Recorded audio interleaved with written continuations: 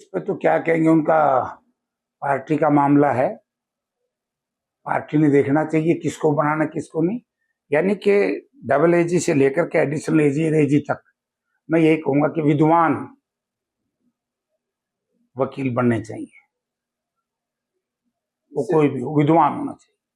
इससे पहले खेल मंत्री पे भी मामले आए इस तरह के और मोदी पे भी आरोप लगे हैं, फिर भी भारतीय जनता पार्टी की नींव ही भ्रष्टाचार और चरित्रहीनता पर टिकी हुई है, इससे सिद्ध होता है।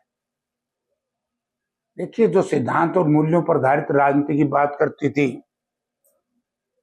मुझे याद है 1990 में जब आदरणीय विश्वनाथ प्रताप सिंह जी सरकार गिरी और भारतीय जनता पार्टी के तत्कालीन नेताओं ने बयान दिए थे कि वाजपेयी साहब मूल्यों को आधारित राजनीति करने के लिए मूल्यों की तिलांजलि नहीं देनी, सरकार छोड़। आज वही भारतीय जनता पार्टी उन इनके पूर्वज नेताओं के, अपनी पार्टी के नेताओं के दिए हुए बातों से पीछे हट। आज पार्टी संपूर्ण हरियाणा में भ्रष्टाचार पर टिकी हुई है। हरियाणा में कानून व्यवस्था नाम की कोई चीज नहीं। हरियाणा प्रदेश में सुशासन नाम की कोई चीज नहीं। यानी कि अगर सुशासन होता, आप देखिए किसान, एक तरफ से बारिश नहीं हो रही, दूसरी तरफ से कलैत, कैथल, जींद, आपका हिसार का परला इलाका जहां राई सूट लगते हैं, आज तक राई सूट नहीं लगे। 15 जुलाई डेडलाइन है और पता करते हैं कि जी मुख्यमंत्री कार्यालय में फाइल पड़ी है।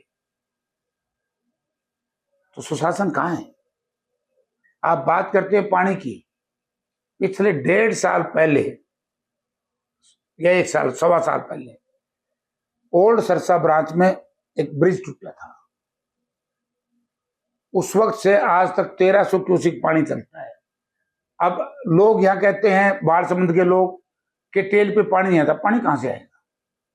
2200 क्यूसिक पानी जिस नहर में चलना चाहिए, जो बाढ़ संबंध तक पानी देती है, कैथल मुंदड़ी से लेकर के, कैथल से लेकर के बाढ़ संबंध तक हमारा 900 क्यूसिक पानी बेकार किया हुआ है। तो ये ऐसी सरकार है ये। और आज मैंने अखबार में पढ़ा, बोला मुख्यमंत्री जी हर जिले में जाएंगे, लोगों से क्या बात करेंगे? राज करो चंडीगढ़ बैठ करके, फाइलें निकालो, डेवलपमेंट के काम करो, ये ड्रामेबाजी की पॉलिटिक्स बंद करो। आज अपराध चरम सीमा पर है, हर व्यक्ति भयभीत है, चाहे गांव में बसता हो चाहे शहर में बसता हो। भ्रष्टाचार चरम सीमा पर है, महंगाई चरम सीमा पर है, बेरोजगारी चरम सीमा पर है। आज हालत बहुत बुरी है हरियाणा की। सर, सीईटी की परीक्षा हो रही है, 13 लाख बच्चे लगातार परीक्षा दे रहे हो। इससे पहले भी परीक्षा हुई थी जिसमें 6-7 लाख बच्चे पास हुए थे। क्या सरकार ने उन लोगों को नौकरियां दी? ना, कहाँ नौकरी है ही नहीं, किसको देंगे? डी ग्रुप रखे ही तो, बाकी जो सीईटी पास वाले इन्हें थोड़ी नौकरी देंगे, ये तो बाहर से ले आएंगे दूसरी स्टेटों से। आप देखिए, ए बी सी 3 ग्रुपों में 60-70% लोग बाहर के भर्ती किए। हरियाणा प्रदेश की ताकत को कमजोर करना चाहती है भारतीय जनता पार्टी। हरियाणा प्रदेश के नौजवानों को उत्साहित करना चाहती है भारतीय जनता पार्टी। हताश हो जाएंगे बेचारे बच्चे। ये डी ग्रुप पकड़ रखे है, चाहे बीएससी हो, एमएससी हो, पीएचडी हो, net clear, engineer, scientist, D group में लगा। वो भी 5 साल में जब चुनाव नजदीक आएंगे। बड़ा बेईमाना करिए भारतीय जनता पार्टी नौजवानों के साथ। सीईटी वीटी का तो एक ड्रामा है, नौकरी देते को नहीं, क्या करेंगे? सर, गोपाल कांडा ने खुलासा किया है कि जो रानिया सीट को लेकर, उसमें दीपेंद्र जी ने भी ये कहा कि बीजेपी और इनेलो ने मिलकर चुनाव लड़ा था, धोखा किया जनता के साथ। ये तो सही है। जनता नहीं, जनता के साथ नहीं, खुद के साथ भी, आने वाली पीढ़ी के साथ विश्वासघात किया है। अरे क्या होता ना, बिल्ली बोर से बाहर आ गई। ये तो बात मैं बहुत पहले से कहता था। जब मैं बात कहता था कि जेजेपी लोक दल बीजेपी के लिए काम करते उसकी बी टीम है, तो बड़ी पीड़ा होती थी।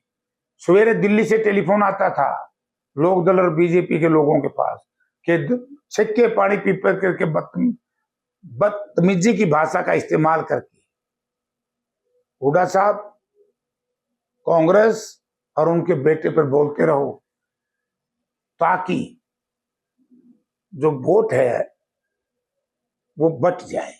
लेकिन अब लोगों के सामने बात आ गई, अब तो इनका घर से निकलना मुश्किल हो रहा है। 4 दिन हो गए और जो बात हम कहते थे मैं दिल्ली से टेलीफोन आता है, वो कांडक पर भी दिल्ली से आया था मनोहर लाल जी का। अब बीजेपी भी परेशान है, तारी पोल खुल गई, और ये लोक दल जेजेपी भी परेशान, तारी पोल खुल गई। यही बात हम कह रहे थे, ये जनता के साथ विश्वासघात है, प्रजातंत्र के साथ विश्वासघात। इस तरह का घिनौना कार्य राज हासिल करने के लिए जो अटल बिहारी वाजपेयी जी ने कहा था मूल्यों पर आधारित राजनीति करूंगा, आज उनका इन्हीं के पार्टी के वरिष्ठ नेता थे, पूर्व प्रधानमंत्री थे भारतवर्ष के, उनका भी अपमान है। सर, रॉबर्ट वाड्रा की 43 करोड़ की लगभग संपत्ति अटैच की है, इसको लेकर क्या कहेंगे? मैं क्या कहूंगा, ये तो रोज उल्टे पुल्टे काम करे रही है केंद्र सरकार। यही तो कह रहे हैं, तो संवैधानिक संस्थाओं पे कब्जा करके देश को पूंजीवाद की तरफ ले जाने का काम कर रहे हैं। संवैधानिक संस्थाओं में कर तो लिया, चुनाव आयोग की जो नियुक्ति होती है उसमें अदालत न्यायालय को निकाल दिया। वाइस प्रेसिडेंट थे हमारे जो जगदीप सिंह धनखड़, उनको किस तरीके से अपमानित किया। ये प्रजातंत्र के अंदर संविधान पे तो हमला है।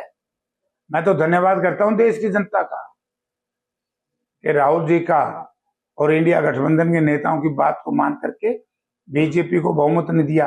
अगर कहीं देश में बीजेपी को बहुमत मिल जाता, आज हमारी आवाज भी बंद हो जाती और आप भी ये काम छोड़ देते, जेल में चले जाते। तो धनखड़ जी ने जो इस्तीफा दिया है, इसको लेकर आप क्या कहना चाहेंगे, क्या लगता है आपको? ये बड़ा जुल्म किया है बीजेपी ने।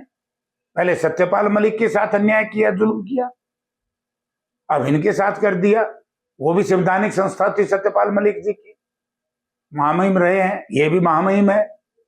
इस तरीके से किसान का अपमान अब बर्दाश्त नहीं करेगा हिंदुस्तान का लोग। सर, एक हिसार का जो पुल था फुटपाथ वाला, वो अब हटाया जा रहा है, काफी पैसे लगे थे उसको। कहां पर? वाला? हाँ, वो गलत है। अरे उल्टे काम कितने करवा लो, इन पे उल्टे नहीं करते। फुटपाथ हटाने के बजाय शहर में अंडरग्राउंड बिजली की तारें क्यों नहीं लगाते, जो फैसला 2008 में जब मैं एमपी था, हुड्डा साहब चीफ मिनिस्टर, तो फैसला हुआ था। अंडरग्राउंड तारें क्यों नहीं करते भाई? और जबकि सरकार के पास, कारपोरेशन के पास फंड पड़ा है। अमृत योजना में जो इतना बड़ा घोटाला हुआ है, वाटर के ड्रेनेज सिस्टम जो सारा बंद पड़ा है। आज ही मेरे पास सेक्टर 13 के लोग आए थे, भैया जी जो अमृत योजना में नाला बना उसमें कट्टे भरे पड़े हैं, बर्बाद कर दिया शहर बीजेपी। सर, जो सरकारी यूनिवर्सिटियां हैं वहां पर नियुक्तियां नहीं की जा रही, कर्मचारियों को हटाया जा रहा है, जो बड़ी यूनिवर्सिटियां हैं, देखिए हम तो पहले से कहते थे कि बीजेपी की न्यू एजुकेशन पॉलिसी, नई शिक्षा जो इनकी नीति आई है, वो बहुत ही घिनौनी है। वो बच्चों को बिल्कुल ऐसा बनाना चाहती है ऐसा है। तो उसी का विरोध तो है कि आज सरकारी कॉलेजों में एडमिशन नहीं ले रहा कोई। 30-30, 40-40% सीटें खाली पड़ी हैं। कॉलेजों में जाकर के पता तो करो क्या हालत है। बच्चों की फीसें भी बढ़ा दी है, सब कुछ। मैं कह रहा शिक्षा को खत्म करेंगे, एक नारा दे दिया, झूठे है सारा दिन यार, क्या क्या बताओ इनकी। बोला बेटी बचाओ बेटी पढ़ाओ, बेटी बच नहीं रही, बेटी पढ़ नहीं रही, स्कूल बंद कर रहे हैं, बुरा हाल है।